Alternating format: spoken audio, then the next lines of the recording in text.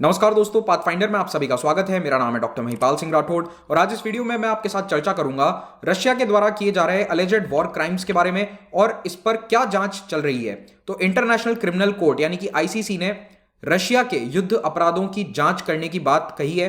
They have already started the probe. और यहां पर सवाल यह है कि क्या व्लादिमीर पुतिन को इन अपराधों के लिए दोषी करार दिया जा सकता है? क्या उन्हें कटघरे में खड़ा करके जेल में सजा हो सकती है इन युद्ध अपराधों के लिए या यूक्रेन पर हमला करने के लिए? तो ये काफी कॉम्प्लेक्स क्वेश्चन है। यूपीएससी भी आपसे कई बार आईसीसी, आईसीजे इन सभी संगठनों के बारे में सवाल पूछता है। तो आज हम इन टॉपिक्स को डिस्कस करेंगे इस वीडियो में। आगे बढ़ने से पहले मैं आपको याद दिलाना चाहता हूं कि पाथफाइंडर चैनल को सब्सक्राइब करना ना भूलें ताकि आपको इस तरह के अपडेटेड और इंटरेस्टिंग टॉपिक्स पर लेक्चर्स मिलते रहें, आपकी एग्जाम की प्रिपरेशन अच्छी से चलती रहे। मेरे लेक्चर्स के पीडीएफ आप डाउनलोड कर सकते हैं इस टेलीग्राम चैनल से।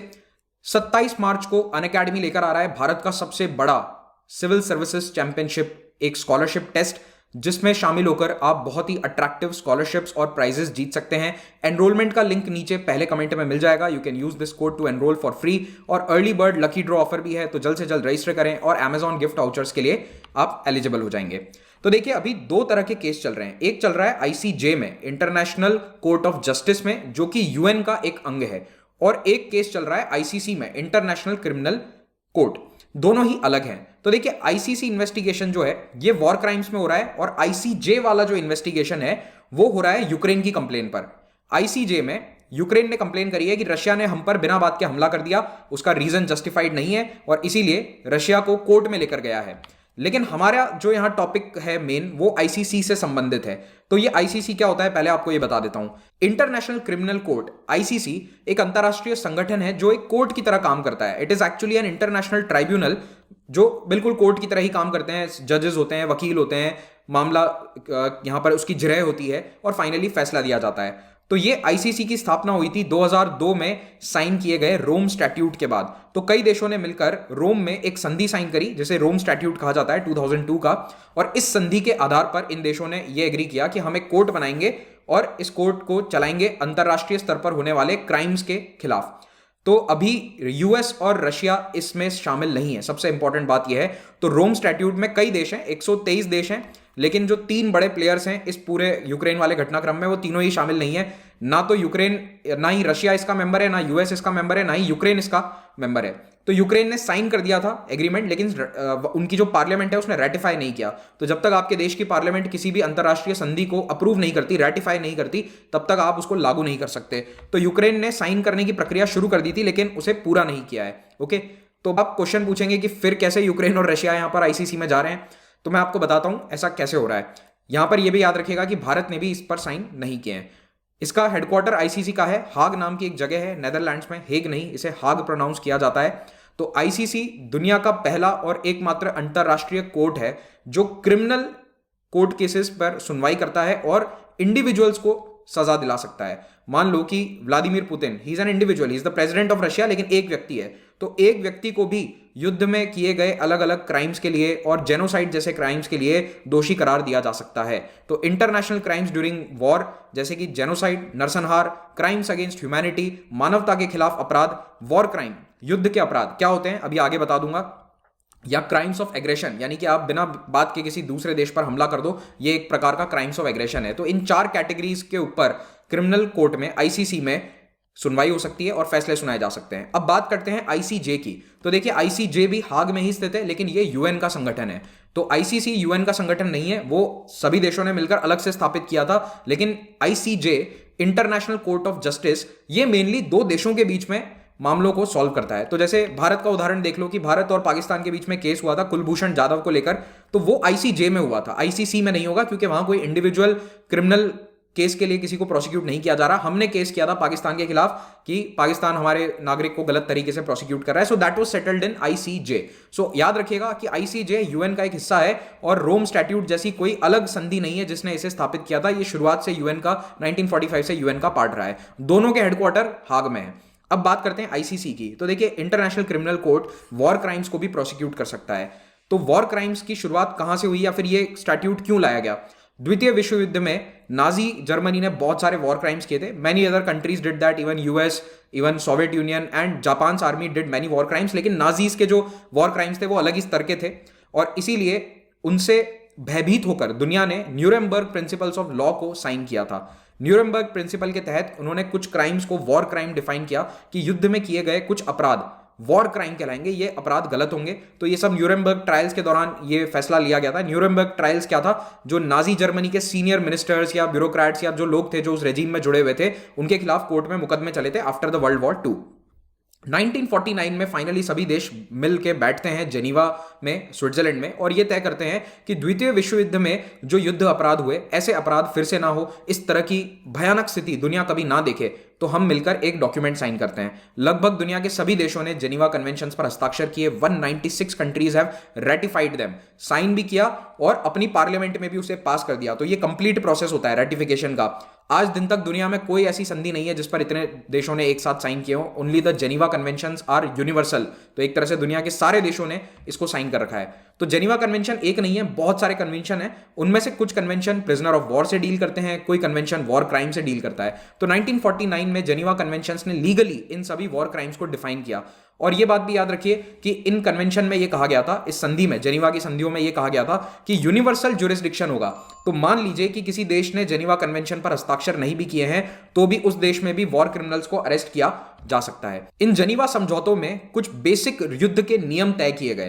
पहला नियम, मेडिकल स्टाफ या हॉस्पिटल्स को काम करने की पूरी अनुमति होगी, इन पर कोई हमला नहीं करेगा और इनकी रक्षा करना जरूरी है। सेकंड, जो भी व्यक्ति जख्मी है उसे मेडिकल ट्रीटमेंट के लिए ले जाना पड़ेगा, मेडिकल ट्रीटमेंट उसे देना आवश्यक है। जख्मी सैनिक को आप छोड़ नहीं सकते, चाहे वो आपका सैनिक हो या दूसरे का भी हो, उसको मेडिकल ट्रीटमेंट देना चाहिए। तीसरा, युद्धबंदी यानी कि प्रिजनर ऑफ वॉर को ह्यूमेन कंडीशंस में रखना है, इनह्यूमन कंडीशंस में नहीं रखना है। उन्हें खाने के लिए टाइम पर खाना देना है, भूखा प्यासा नहीं रखना है। भेड़ बकरियों की तरह पहले बंद कर देते थे, उन्हें ऐसे नहीं रखना है। You should give them proper place to eat, sleep, और ह्यूमनली उनके साथ बर्ताव कीजिए, उन्हें इंसान समझिए बेसिकली। फाइनली, सिविलियंस पर टारगेट नहीं किया जा सकता। सिविलियंस के घर हों, चाहे स्कूल्स हों, या फिर पानी की सप्लाई की पाइप्स जो आम नागरिकों के लिए काफी इंपॉर्टेंट है, या बिजली के तार या बिजली को पहुंचाने का अदर इंफ्रास्ट्रक्चर, उस पर भी हमला नहीं हो सकता। So basically anything related to civilian और सिविलियन इंफ्रास्ट्रक्चर, उस पर बमबारी नहीं होगी, उस पर कोई हमला नहीं होगा। और आईसीसी, इंटरनेशनल क्रिमिनल कोर्ट, ने भी अपनी कुछ डेफिनेशंस में वॉर क्राइम्स को डिफाइन किया है। तो इन्होंने 4 तरह के वॉर क्राइम्स बताए हैं, 4 कैटेगरी के। पहला, विलफुल किलिंग, जानबूझकर किसी को मार देना। मान लो आपके सामने कोई सरेंडर कर देता है, उसने हाथ खड़े कर दिए, अपने हथियार डाल दिए, उसके बावजूद अगर आप उसको गोली मार रहे हो तो ये विलफुल किलिंग होगी। दूसरा, विलफुली कॉजिंग ग्रेट सफरिंग, जैसे कि टॉर्चर नहीं करना है। किसी ने हथियार डाल दिए, उसको अरेस्ट भी कर लिया है, तो उसके बाद आप उसको टॉर्चर नहीं करेंगे, उसे जबरदस्ती का परेशान नहीं किया जाएगा, उसे नॉर्मल युद्धबंदी की तरह ट्रीट कीजिए। तीसरा, extensive destruction and appropriation of property, civilian infrastructure को नुकसान पहुंचाना, चाहे वाटर पाइप्स हो, बिजली के पावर स्टेशन हो, इस तरह का इंफ्रास्ट्रक्चर को आप नुकसान नहीं पहुंचाएंगे, ना ही उस पर जबरदस्ती आप कब्जा करेंगे। जब अगर जरूरत है तो किया जाए, नहीं तो अवॉइड करें। इंटेंशनली टारगेटिंग सिविलियन पॉपुलेशंस और ऑब्जेक्ट्स, ये काफी महत्वपूर्ण है। जहां पर सिविलियंस रहते हैं, अपार्टमेंट बिल्डिंग्स, सिटी स्क्वायर्स या फिर लोगों के घर, उन पर हमला नहीं किया जाएगा। अब यूक्रेन पर किए गए इस हमले में रशिया के ऊपर आरोप लग रहे हैं कि उसने इन कंडीशंस को वायलेट किया है। बहुत सारी जगहों पर सिविलियंस पर हमले किए गए हैं, कई सारे वीडियो सोशल मीडिया में देखे जा सकते हैं। Multiple news channels and media organisations have reported on it, तो आप उनके न्यूज आर्टिकल्स को देख सकते हैं। ऑफ कोर्स मैं आपको वीडियोस यहां पर नहीं दिखाऊंगा, तो आप वीडियोस अपने आप देख सकते हैं चाहें तो कई सारे आप न्यूज हेडिंग्स में आपको दिखा रहा हूं, you can go and visit these pages. और सोशल मीडिया पर इस तरह के हजारों वीडियोस इस वक्त फ्लोट कर रहे हैं, जिनमें दिख रहा है कि साफ तौर पर सिविलियन एरियाज में बॉम्ब्स को गिराया गया है। There have been cluster bombs dropped. Cluster bomb भी गिराना इलीगल होता है, क्लस्टर बॉम्ब में बहुत सारे बम एक साथ गिरा दिए जाते हैं, ये भी सिविलियन एरियाज में अलाउड नहीं होता है। ओके, और वैक्यूम बॉम्ब का भी इस्तेमाल किया गया, ये भी एक आरोप लग रहा है। सो ये वॉर क्राइम के श्रेणी में आ जाएगा। कीव में कई सारी अपार्टमेंट बिल्डिंग्स के इस तरह से तबाह होने के दृश्य हम मीडिया में देख सकते हैं। So civilian buildings have been completely damaged. 2000 से ज्यादा सिविलियंस की डेथ हो चुकी है यूक्रेन में, ये यूक्रेनियन गवर्नमेंट का कहना है। तो इस प्रकार का काफी नुकसान यूक्रेन ने झेला है, और अब इनमें से कितने एक्चुअली में वॉर क्राइम्स थे या नहीं है, ये तो वक्त और आईसीसी की जांच ही बताएगी। हमारे सामने मुख्य सवाल यह है कि आईसीसी इन दोनों देशों में जांच कर कैसे सकता है जबकि उसका ज्यूरिसडिक्शन ही नहीं है। तो देखिए, रोम स्टैट्यूट पर साइन तो नहीं किए यूक्रेन और रशिया ने, लेकिन 2014 में जब क्राइमिया वाला एनेक्सेशन किया था रशिया ने, उसी समय यूक्रेन ने कह दिया था कि हम आईसीसी को एक्सेप्ट कर लेंगे। तो उन्होंने कहा हमने देखो साइन तो कर रखा है, पार्लियामेंट ने रेटिफाई नहीं किया है, but still we are okay for accepting the ICC jurisdiction. तो हमारी धरती पर आकर आईसीसी जांच कर सकती है, हम उसके लिए अलाउ कर देंगे ओपन एंडेड बेसिस पर, हमें कोई आपत्ति नहीं है, ऐसा यूक्रेन ने 2014 में भी कहा था। और प्रॉब्लम बस ये है कि यूक्रेन खुद जाकर आईसीसी में कंप्लेन नहीं कर सकता, तो वो उसकी प्रॉब्लम दूसरे यूरोपियन देशों ने सॉल्व कर दी, सबने मिलकर कंप्लेन करी आईसीसी में, और इसीलिए ये प्रक्रिया अभी शुरू हुई है। सो Ukraine can not refer the crimes itself, but ICC does have jurisdiction over crimes committed on it's territory, क्योंकि यूक्रेन ने 2014 में इसे एक्सेप्ट कर लिया था कि हमारे टेरिटरी पर आप जांच कर सकते हैं, तो आईसीसी का जुरिसडिक्शन यहां पर अब मौजूद है। अब एक सवाल यह भी है कि यूक्रेन के ऊपर जो हमला हुआ है, क्या वो आईसीसी की जांच के दायरे में आता है? नहीं।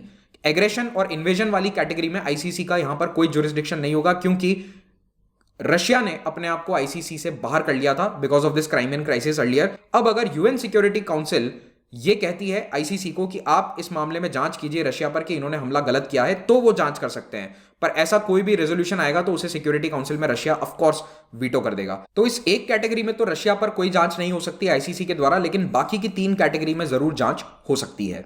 तो भले ही रशिया ने अपने आप को आईसीसी से अलग कर लिया है, लेकिन इन सभी कैटेगरीज में उसके खिलाफ जांच बिल्कुल हो सकती है, आरोप लाए जा सकते हैं और उनके राष्ट्रपति को कटघरे में खड़ा भी किया जा सकता है। प्रॉब्लम क्या आएगी? अरेस्ट कहां पर करोगे?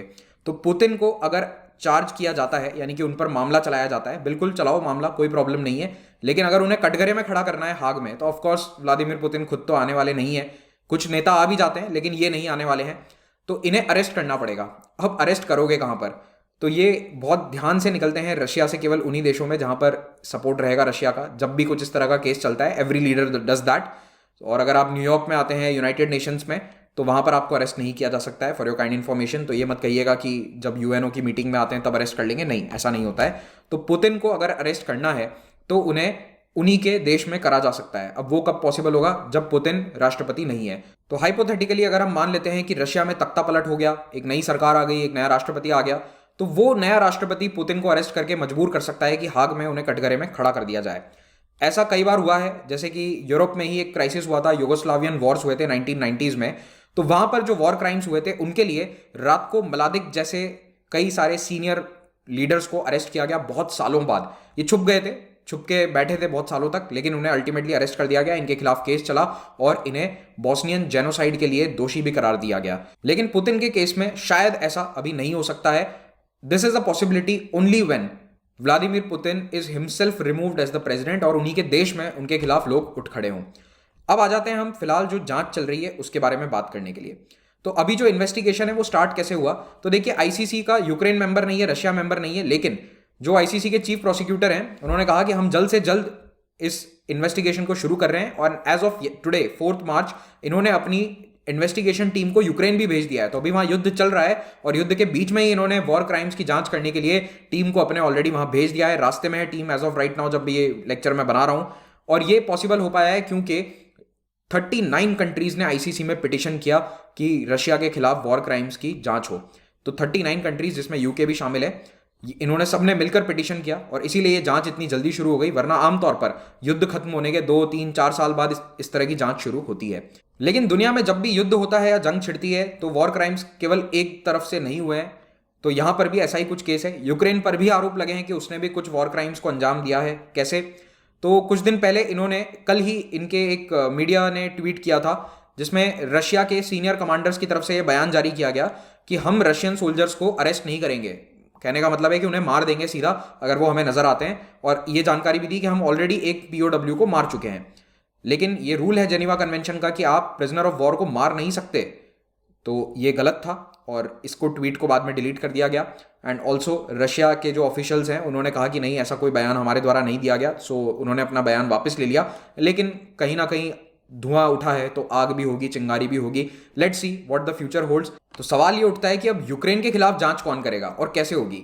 तो बिल्कुल यूक्रेन के खिलाफ भी जांच बिठाई जा सकती है अगर रशिया कंप्लेन करे। लेकिन रशिया आईसीसी का मेंबर है नहीं। केवल एक ऐसा देश है जो रशिया को सपोर्ट करता है, वो है वेनेजुएला, जो इस आईसीसी का सदस्य है। तो केवल वो पिटीशन कर सकता है। लेकिन आईसीसी में एक देश के पिटीशन करने से कुछ नहीं होता है। जब तक बहुत सारे देश पिटीशन नहीं करते तब तक उनका ब्यूरोक्रेटिक प्रोसेस आगे नहीं बढ़ता। तो इसकी संभावना बहुत ही कम है कि वेनेजुएला कंप्लेन करेगा और रशिया के खिलाफ, या यूक्रेन के खिलाफ वॉर क्राइम्स की जांच होगी। तो फिलहाल के लिए ये था पूरा लेक्चर। उम्मीद करता हूं कि आपको यहां पर दी गई जानकारी काफी ज्ञानवर्धक लगी होगी। यूपीएससी मेंस के लिए ये टॉपिक बहुत ही इंपॉर्टेंट है, इसे याद रखिएगा, इसको अच्छे से पढ़िए। अच्छा लगा वो वीडियो तो लाइक जरूर कीजिए, कमेंट में अपना फीडबैक दीजिए और इसे अपने दोस्तों के साथ भी शेयर कीजिए। अगर आप यूपीएससी एग्जाम की तैयारी करना चाहते हैं तो अनअकैडमी प्लेटफॉर्म पर देश के बेस्ट एजुकेटर्स लाइव पढ़ाते हैं। प्लस या आइकॉनिक, दोनों में से कोई भी सब्सक्रिप्शन को लेकर पढ़ाई कर सकते हैं अपनी घर बैठकर। बड़े बड़े मेट्रो सिटीज़ में जाकर लाखों रुपए खर्च करने से बेहतर है कि आप घर के अपने शांत माहौल में पढ़ाई करें। महिपाल कोड का इस्तेमाल करोगे तो 10% डिस्काउंट भी मिल जाएगा। ऑप्शनल के कोर्सेज भी अवेलेबल हैं। आइकॉनिक सब्सक्रिप्शंस जिसमें आपको 1-on-1 मेंटरिंग मिलती है, इसकी कुछ अलग खासियतें हैं जो यहाँ पर लिखी गई हैं। इस मेंटरिंग प्रोग्राम का उपयोग लीजिए अगर आपको मेंटरिंग की ज़रूरत है। अगर आपके साथ लोग कोई तैयारी करने वाले नहीं है, you don't have anyone to guide you, तो फिर आप मेंटरिंग प्रोग्राम के साथ जाइए, आइकॉनिक सब्सक्रिप्शन लीजिए। इस वक्त कॉम्बो सब्सक्रिप्शन जिसमें जीएस और ऑप्शनल दोनों की तैयारी करवा दी जाती है, उस पर बहुत अच्छा डिस्काउंट चल रहा है। तो combo subscription plus for 18 months, 1.5 साल का सब्सक्रिप्शन आपको 63,000 रुपीज में अवेलेबल होगा। इसमें आपकी अगले साल 2023 के मेंस तक की पूरी तैयारी हो जाएगी। Iconic combo is also available, 32% इस पर डिस्काउंट चल रहा है। Remember, if you use the code only then you get the discount. Link नीचे पहले कमेंट में आपको दिया गया है, तो आप कोर्स सब्सक्राइब कर सकते हैं। हर हफ्ते नए बैचेस बनते हैं, इन बैचेस को ज्वाइन कीजिए। अभी मेरा 8 बजे से 10 बजे सुबह हिस्ट्री का कोर्स चल रहा है, so you can join that history lecture series. Link is in the comment below. कोई भी प्रॉब्लम है सब्सक्रिप्शन से रिलेटेड, इस नंबर पर कॉल कीजिए। हमारे सारे कोर्सेज EMI ऑप्शन पर भी अवेलेबल हैं। हमारी जो टेस्ट सीरीज है उसका भी आप फायदा उठाइए। Thank you very much, have a great day.